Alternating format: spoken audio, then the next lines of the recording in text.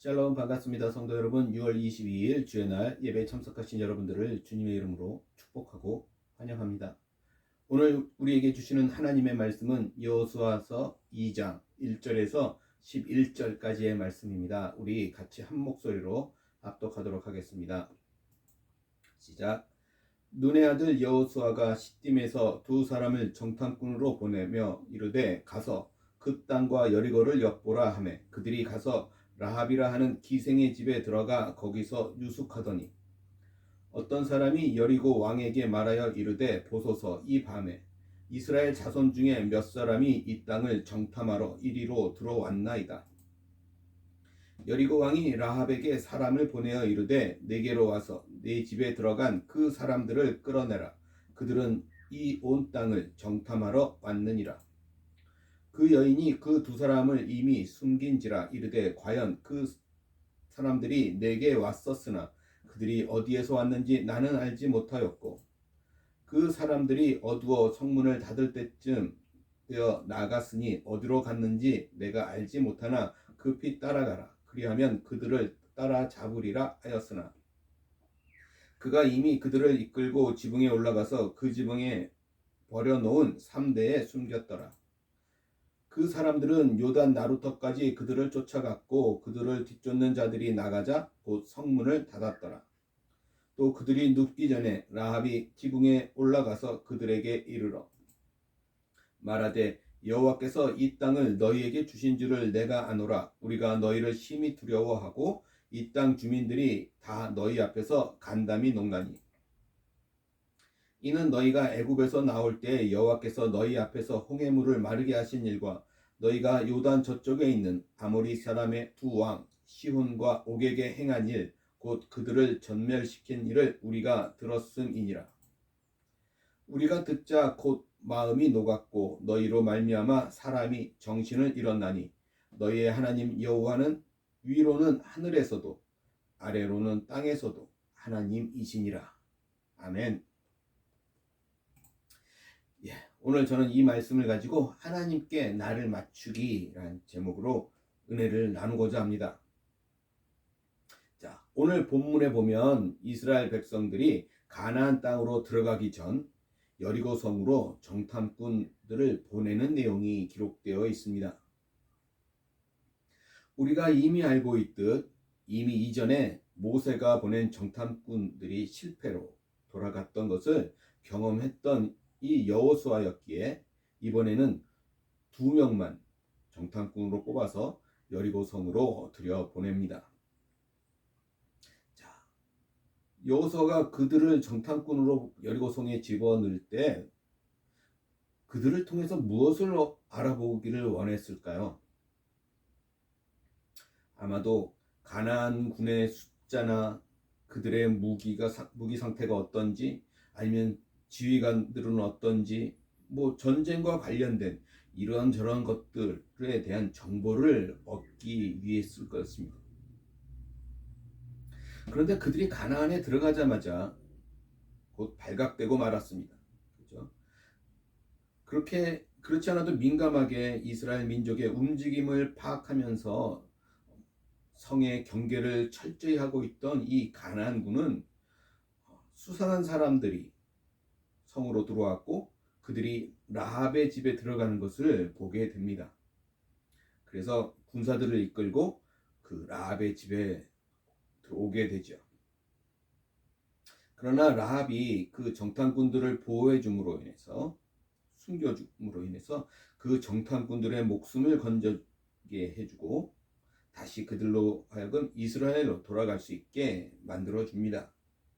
그리고 그 일로 인해서 그녀와 그의 가족들이 구원을 얻게 된 것이죠. 성도 여러분, 오늘 이 정탐꾼들을 보내는 이 과정 속에서 그들이 얻은 것이 무엇이었습니까? 오늘 말씀 9절 말씀을 한번 볼까요? 이렇게 기록합니다. 말하되 여호와께서 이 땅을 너희에게 주신 줄을 내가 아노라. 우리가 너희를 심히 두려워하고 이 땅 주민들이 다 너희 앞에서 간담이 농나니. 오늘 우리가 여호수아와 이스라엘이 이 라합의 입을 통해서 읽어내야 할 핵심 메시지가 바로 이것입니다. 하나님께서 먼저 앞서가시고 우리의 길을 열어놓으시고 계시다라는 거예요. 우리는 다만 하나님의 말씀을 의지해서 그분이 주신 승리들을 수확하기만 하면 되는 것입니다. 그런데 첫 번째 정탐꾼들이 실패했던 것처럼 많은 사람들이 이런 사실들을 깨닫지 못하고 실패한다라는 것이죠. 자신 안에 감추어져 있는 두려움과 그 공포에 사로잡혀서 하나님의 말씀을 엉뚱하게 해석하고 또 하나님의 말씀보다 자신의 생각과 자신의 계획과 자신의 뜻대로 살아가다가 넘어지고 실패하고 마는 것이죠. 자, 첫 번째 정탐꾼들은 하나님의 말씀에 귀를 기울이기보다는 어땠습니까? 가난한 사람들의 강한 모습만 보았어요. 그러다 보니 자신 의기소침해졌고 그리고 돌아와서는 이스라엘 백성들에게 잘못된 정보를 제공함으로 인해서 이스라엘 전체에 공포를 심어주게 되는 것이죠. 그런데 오늘은 어떻습니까? 가난한 사람들이 이스라엘 백성들을 두려워하고 있다는 거예요. 그 이유가 뭡니까? 10절 11절에 보면 이렇게 기록합니다. 이는 너희가 애굽에서 나올 때 여호와께서 너희 앞에서 홍해물을 마르게 하신 일과 너희가 요단 저쪽에 있는 아모리 사람의 두 왕 시온과 오게게 행한 일 곧 그들을 전멸시킨 일을 우리가 들었으니 우리가 듣자 곧 마음이 녹았고 너희로 말미암아 사람이 정신을 잃었나니 너희의 하나님 여호와는 위로는 하늘에서도 아래로는 땅에서도 하나님이시니라. 오늘 이스라엘 백성들이 알아야 하는 것이 이거라는 거예요.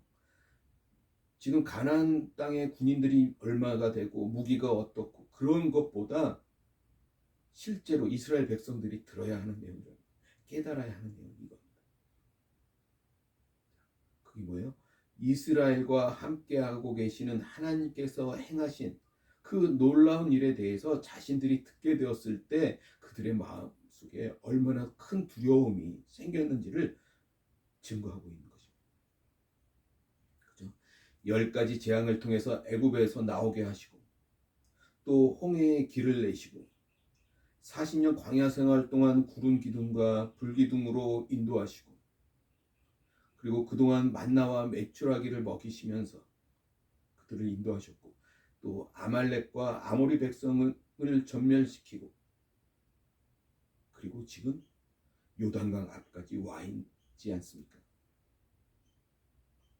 그리고 바로 다음이 자기 자신 여리고 성 사람들이라는 거예요. 여리고 성임을 그들이 생각하게 됐을 때 여리고 사람들 속에 마음이 녹았다라고 정신을 잃었다라고 말하고 있는 것입니다.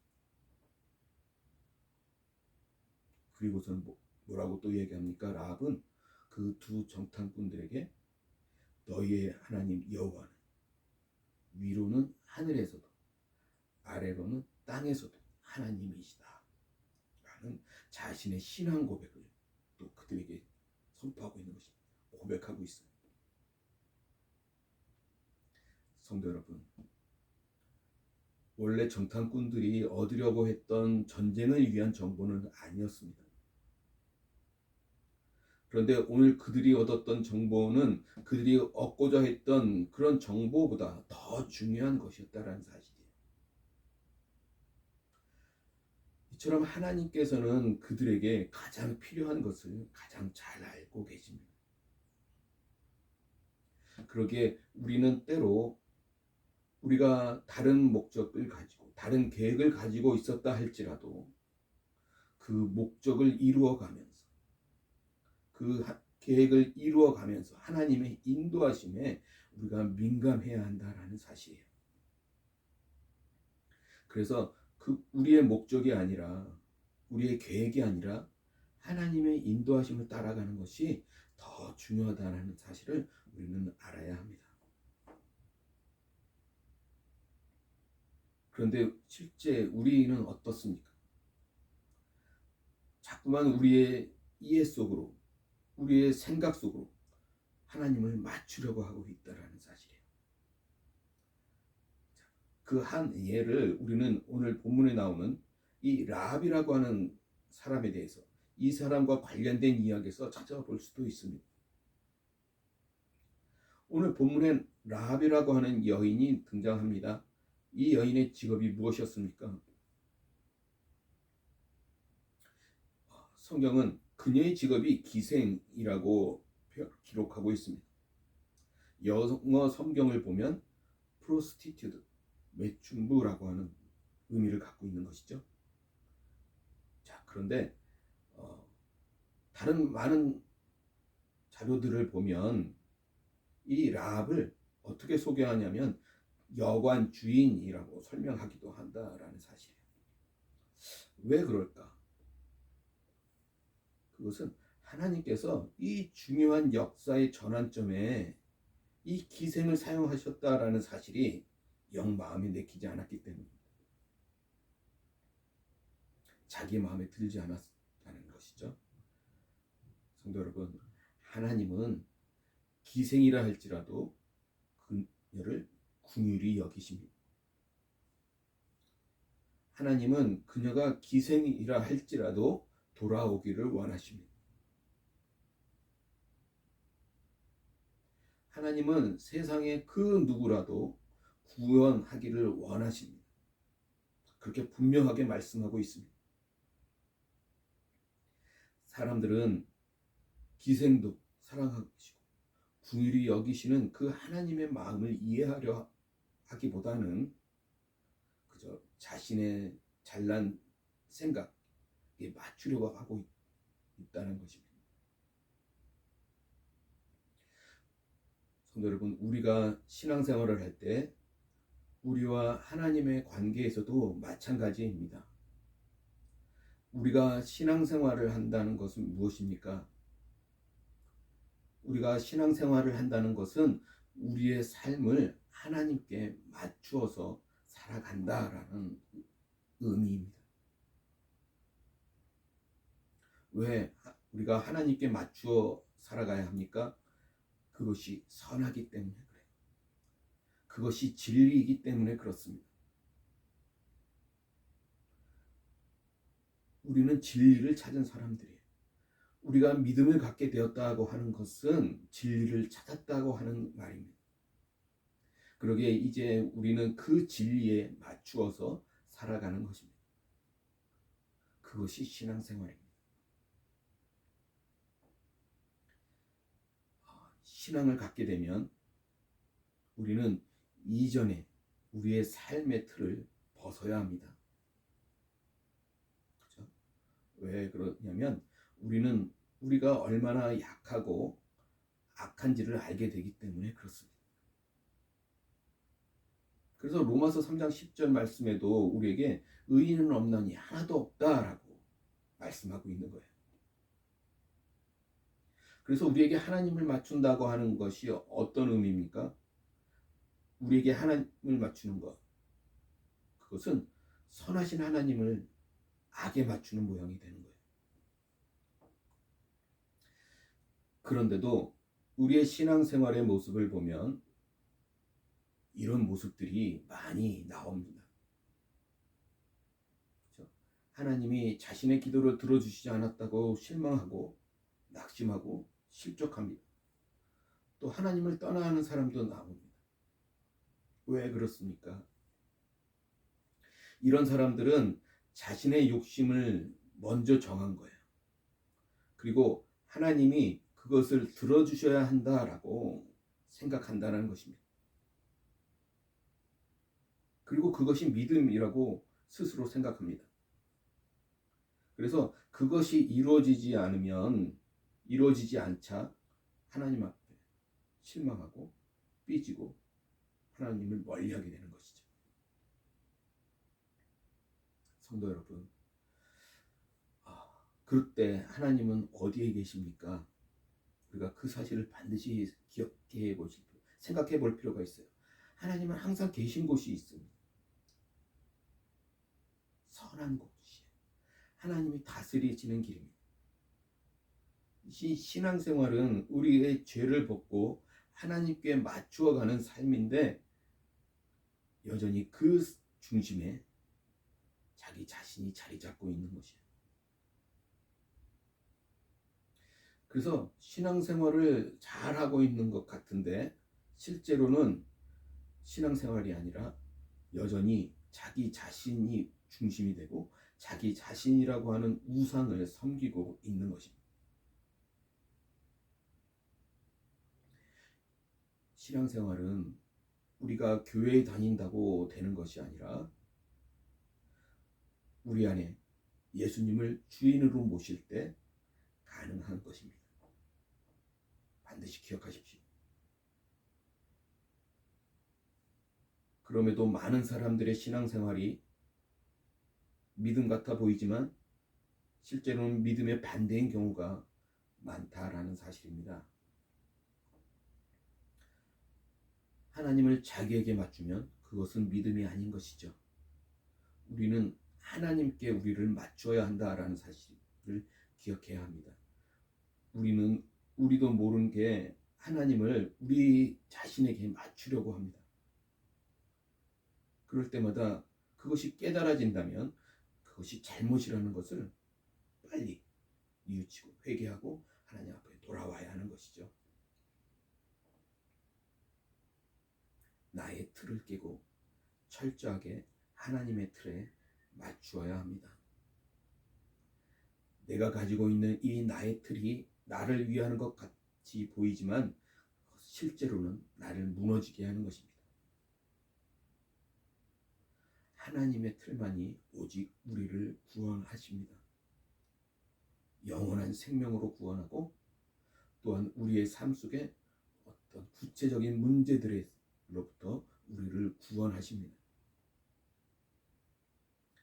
우리를 하나님께 맞추는 거룩한 일들이 우리의 일생의 삶 속에서 계속해서 일어나기를 주님의 이름으로 간절히 소원합니다. 우리의 신앙생활이 어떠했는지 오늘 이 시간 돌아볼 수 있기를 원합니다. 그리고 하나님께 나의 모든 것을 맞추는 그런 복된 삶을 살아가는 저와 여러분들이 되시기를 주님의 이름으로 간절히 소원합니다. 기도하겠습니다. 할렐루야. 전능하신 주님을 찬양합니다. 오늘 이 기생 라합과 같이 누구도 주목하지 않았던 인생을 살아가는 오늘 우리들에게도 오늘 귀한 하나님의 말씀을 듣게 하시고 깨닫게 하시고 그 말씀을 중심으로 우리의 삶이 변화될 수 있도록 인도해 주셔서 감사합니다. 오늘도 우리를 선하게 인도하시고 또 하나님의 말씀대로 이끌고 계시는 그 선하신 하나님 앞에 우리가 감사함으로 나아가게 하시고 우리의 삶을 통해서 하나님을 드러내는 통로가 되게 하여 주시옵소서. 오늘 정탐꾼들이 실패한 것 같아 보였지만 그러나 그 속에서 꼭 이스라엘 백성들이 들어야 했던 그 말을 듣게 하시고 감사합니다.